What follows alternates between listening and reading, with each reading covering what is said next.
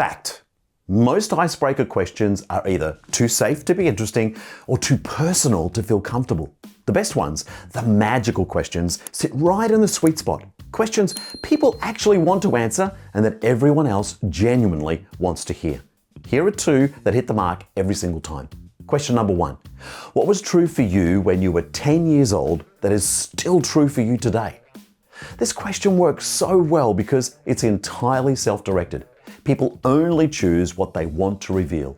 And in my experience, their answers are always fun and surprising. You learn something real about a person that small talk would probably never uncover. Now for me, I'm still into model trains and railways. How about you? Pause the video right now and share your response to this question in the comments below. Go on.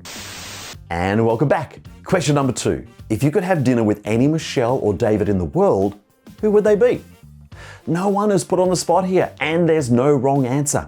But the choice someone makes tells you a lot about them, and the room always wants to know who and why. Me? I'd love to have dinner with Michelle Obama and David Copperfield. How about you? Leave a comment below. I'd love to know who you would choose too. Now, both questions carry something rare, genuine curiosity with zero risk of embarrassment. Use them to open a meeting, kick off a workshop, or weave them into a longer connection activity. And if you want 10 more magical questions just like these, links are in the description below. Thanks for watching and see you next time. Oh, and remember, the best facilitators make it look easy.